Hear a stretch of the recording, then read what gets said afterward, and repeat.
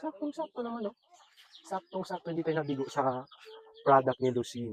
Yan. So kung gusto nyong mag-order nito guys, check nyo sa Yellow Basket. Lalagay natin yan sa Yellow Basket. Yan.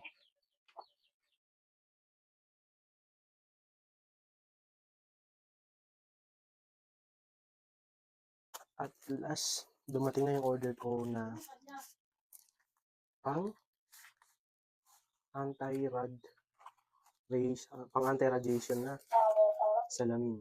Galing sa Lucien. Pakita ko sa inyo. Pero kasi may makulit na bata dito. Ayan. Ayan, nakisali na rin sa unboxing natin. So ito, share ko sa inyo guys. Ito. Naka-receive ko lang sa DL. Ayan sana. Ayan. Parang bagay naman. So, itatry natin.